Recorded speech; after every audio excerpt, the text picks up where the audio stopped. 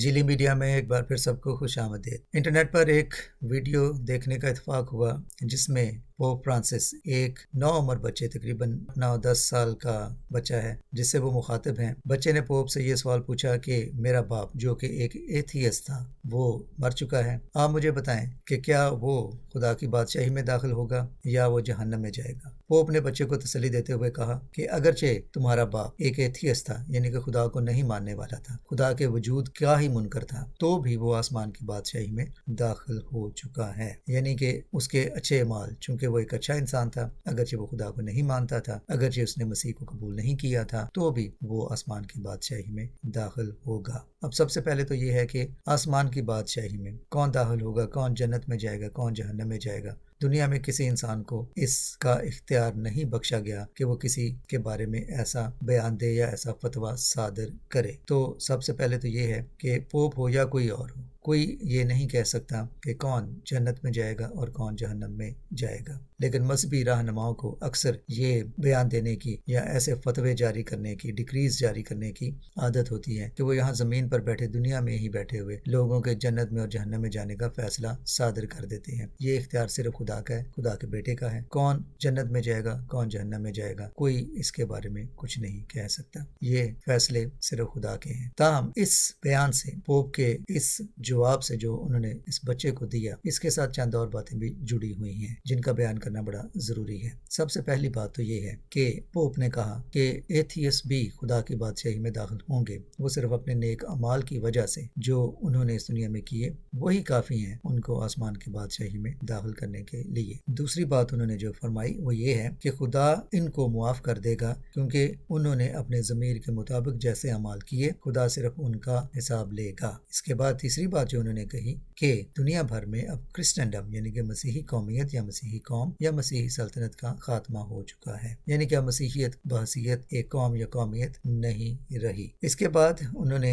ये भी फरमाया कि अब हम मसीहियों को इंजील की खुशखबरी की मनादी पूरी दुनिया में करने की जरूरत नहीं है। और हम सब मसीही जानते हैं कि खुदा यीशु मसीह ने आसमान पर उठाए जाने से पहले अपने शागिर्दों को यह हुक्म दिया जिसे हम कहते हैं ग्रेट कमीशन, कि पूरी दुनिया में जाएं और सारी दुनिया में इंजील की मनादी करें, इस खुशखबरी की मनादी करें और सब कौमों को शागिर्द बनाएं और उन्हें बाप, बेटे और पाक रूह के नाम का बपतिस्मा दें। लेकिन यहाँ पोप के मुताबिक ये सब कुछ करने की अब जरूरत नहीं है। एथियस्ट खुदा की बादशाही में जाएंगे अगरचे वो खुदा के मुनकिर हैं। मसीह की कुर्बानी को उन्होंने कबूल नहीं किया, मसीह के निजात के पैगाम को उन्होंने ना सुना है और ना ही कबूल किया है। और सबसे बढ़कर ये कि हम मसीहियों को अब इंजील की मुनादी करने की जरूरत नहीं है। जो लफ्ज़ उन्होंने इस्तेमाल किए हैं वो ये हैं कि हम मसीहियों को अब दुनिया में प्रोजेलेटाइज करने की जरूरत नहीं है, यानी कि दूसरों को अपने मजहब के बारे में बताने की जरूरत नहीं है। यानी कि जो खुदा यीशु मसीह का हुक्म है कि सारी कौमों को जाकर शागिर्द बनाओ और जो बातें मैंने तुम्हें बयान की हैं उनकी तालीम दो, ये अब जरूरी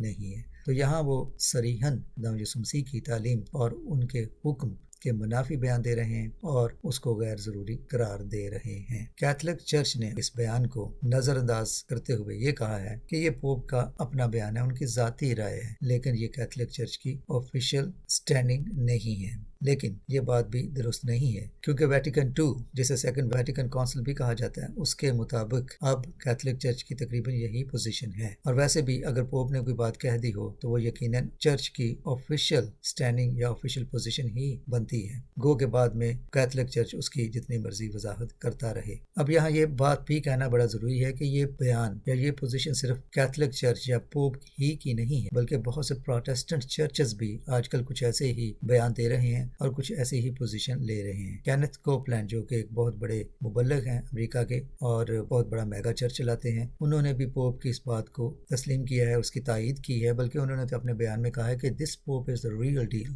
ये वीडियो भी इंटरनेट पे मौजूद है। तो अब प्रोटेस्टेंट चर्चेस भी, खासतौर पे मेगा चर्चेस जिनका काम सिर्फ पैसा कमाना है, उनकी बड़ी फॉलोइंग है, हजारों लाखों की तादाद की उनकी फॉलोइंग है, और वो भी अब कुछ ऐसी ही पोजीशन लिए हुए हैं, यानी कि ये मसीह के नाम की मुनादी कर रहे हैं और मसीह की तालीम के ही खिलाफ चल रहे हैं, लेकिन खूब कमाइयाँ भी कर रहे हैं और लोगों को बेवकूफ़ भी बना रहे हैं। اب یہاں یہ بات بیان کرنا بڑا ضروری ہے کہ خدا یسوع مسیح کے شاگردوں نے پوری دنیا میں ان کے حکم کے مطابق مسیحیت کا پیغام، نجات کا پیغام، خدا یسوع مسیح کی قربانی کا پیغام دنیا میں پھیلایا، اور آج تک مسیحیت دنیا کا سب سے بڑا مذہب ہے اور دنیا میں سب سے زیادہ مسیحیت کو فالو کرنے والے لوگ ہیں۔ یہ کیوں کر ہوا؟ یہ صرف اس لیے ہوا جو خدا یسوع مسیح کا پیغام لے کر پوری دنیا میں لوگ گئے۔ یہ ان کی قربانی اور ان کی محنتوں کا صلہ ہے، جنہوں نے اپنی جانوں کی قربانی دی، اذیت ناک موتیں سہیں اور ہزار ثانیہ سہیں، اور پوری دنیا میں مسیحیت کے نام کی منادی کی، کیونکہ انہوں نے مسیح کے اس حکم کی تعمیل کی جو خدا یسوع مسیح نے اپنے شاگردوں کو دیا، جسے گریٹ کمیشن کہتے ہیں، کہ جاؤ پوری دنیا میں اس خوشخبری کی منادی کرو، اور جن باتوں کی میں نے تمہیں تعلیم دی ہے تمام دنیا میں جا کر اس کی منادی کرو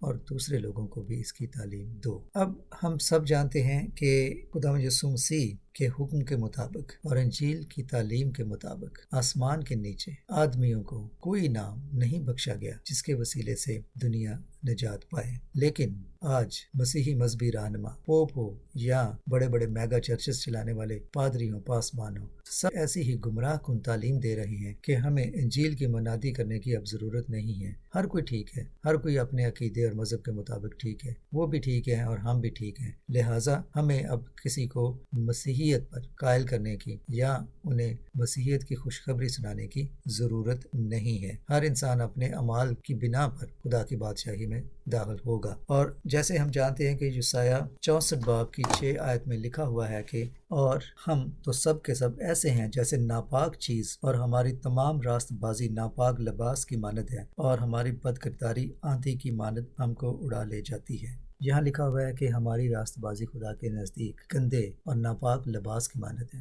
یعنی کہ اگر ہم اپنی راست بازی اپنے نیک اعمال کی بنا پر ہی خدا کی بادشاہی میں داخل ہونے کے قابل ہوتے تو خدا یسوع مسیح کی صلیب پر جان دے کر ہمارے لیے قربانی دینا بالکل بے فائدہ اور عبث ثابت ہوتا۔ تو گویا کہ اگر ہم نے نیک اعمال کی بنا پر ہی آسمان کی بادشاہی میں داخل ہونا ہے تو خدا یسوع مسیح نے اتنی اذیت ناک موت سہ کر صلیب پر کیوں جان دی؟ لہٰذا یہ تعلیم دینا کہ ہمارے اعمال ہمارے ضمیر کی آواز کے مطابق جو ہم زندگی جیتے ہیں وہی فیصلہ کرے گی کہ ہم آسمان کی بادشاہی میں جائیں گے، جنت میں جائیں گے یا جہنم میں جائیں گے۔ جیسے میں نے پہلے کہا کہ ہم اس دنیا میں بحیثیت انسان اس بات کا قطعاً فیصلہ نہیں کر سکتے کہ کون جنت میں جائے گا اور کون جہنم میں جائے گا، لیکن خدا کا پاک کلام واضح طور پہ کہتا ہے کہ جس نے مسیح کو قبول نہیں کیا، جس نے مسیح کی قربانی کو رائگاں کیا، وہ کیسے خدا کی بادشاہی کا وارث ہو سکتا ہے۔ اس کے علاوہ ہم جانتے ہیں کہ یوحنا 3 باب 16 آیت 17 اور 18 آیت سارے جانتے ہیں، بڑی مشہور آیت ہے، خاص طور پہ 16 آیت۔ میں آپ کے سامنے 16، 17 اور 18 آیت پڑھنا چاہتا ہوں اسی سیاق و سباق میں۔ یوحنا 3 باب 16 آیت، آپ سب اس آیت سے واقف ہیں۔ کیونکہ خدا نے دنیا سے ایسی محبت رکھی کہ اس نے اپنا اکلوتا بیٹا بخش دیا تاکہ جو کوئی اس پر ایمان لائے ہلاک نہ ہو بلکہ ہمیشہ کی زندگی پائے۔ 17ویں آیت میں لکھا ہوا ہے کہ کیونکہ خدا نے بیٹے کو دنیا میں اس لیے نہیں بھیجا کہ وہ دنیا پر سزا کا حکم دے بلکہ اس لیے کہ دنیا اس کے وسیلے سے نجات پائے۔ 18ویں آیت، جو اس پر ایمان لاتا ہے اس پر سزا کا حکم نہیں ہوتا، جو اس پر ایمان نہیں لاتا اس پر سزا کا حکم ہو چکا۔ اب یہاں اس سے واضح اور کیا بیان ہوگا؟ ہم مسیحیوں کی یہ ذمہ داری ہے خدا یسوع مسیح کے حکم کے مطابق نجات کی یہ خوشخبری لے کر پوری دنیا میں جائیں۔ پولس رسول نے کہا کہ میں انجیل سے شرمسار نہیں ہوں، لیکن آج کے مسیحی پاسبان مسیح کی اس خوشخبری کی منادی سے گویا کہ نادم ہیں، شرمندہ ہیں، اس کی بات نہیں کرنا چاہتے، اور یہ کہتے ہیں کہ سب اپنے اپنے جگہ پہ ٹھیک ہیں اور سبھی خدا کی بادشاہی کے وارث ہوں گے صرف اپنے اعمال کی بنا پر۔ اب جیسے پوپ صاحب نے یہ کہا کہ ہر انسان اپنے ضمیر کی آواز کے مطابق جیسی زندگی بسر کرتا ہے، چاہے وہ ملحد ہے، چاہے وہ خدا کو مانتا ہی نہیں، خدا کے وجود کا منکر ہے، انکاری ہے، لیکن وہ اپنے اچھے اعمال کی وجہ سے خدا کی بادشاہی میں جائے گا، جیسے کہ انہوں نے اس چھوٹے بچے کو یقین دلایا کہ تمہیں پریشان ہونے کی ضرورت نہیں ہے، تمہارا باپ آسمان کی بادشاہی میں داخل ہو چکا ہے، کیونکہ وہ ایک اچھا انسان تھا۔ اب یہاں ایک بڑی ضروری بات یہ ہے کہ اگر انسان کے اعمال ہی اس کو آسمان کی بادشاہی میں لے جانے کے لیے کافی ہوتے تو پھر خدا یسوع مسیح کا صلیب پر جان دینا اور ایک اذیت ناک موت سہنا ان کے لیے کیا ضروری تھا؟ یہ ایک نہایت ہی اہم سوال ہے کہ اگر انسان کے اچھے اعمال ہی کافی ہوتے نجات کے لیے تو پھر انجیل کی خوشخبری کیا رہتی؟ انجیل کی خوشخبری کیا ہے؟ خدا یسوع مسیح اس دنیا میں کیوں آئے؟ انہوں نے ہماری خاطر اتنی اذیت ناک موت کیوں سہی اگر ہمارے اچھے اعمال ہی کافی تھے ہمیں آسمان کی بادشاہی میں لے جانے کے لیے؟ لوکا 18 باب کی 18 سے 23 آیت میں ہمیں ایک امیر حکمران کے بارے میں پتہ چلتا ہے جو خدا یسوع مسیح کے پاس آیا اور اس نے کہا کہ میں شریعت کے تمام احکامات پر عمل کرتا ہوں نیکی کی زندگی بسر کرتا ہوں تو کیا میں آسمان کی بادشاہی میں داخل ہوں گا؟ خدا یسوع مسیح نے اسے جواب میں یہ کہا کہ اپنا سب کچھ بیچ کر میرے پیچھے آ تو نجات پائے گا۔ نجات شریعت کے احکام پر یا ضمیر کی آواز پر نیک عمال کرنے پر منحصر نہیں، بلکہ مسیح کو قبول کرنے اور ان کی نجات اور ان کی قربانی کو قبول کرنے پر منحصر ہے، نہ کہ محض شریعت کے تقاضوں کو پورا کرنے سے اور نیک عمال کرنے سے۔ پولس رسول اس گمراہ کن تعلیم کے بارے میں کیا کہتے ہیں؟ غلطیوں کے نام پولس رسول کا لکھا ہوا خط اس کی پہلے باب کی 6 آیت سے آگے۔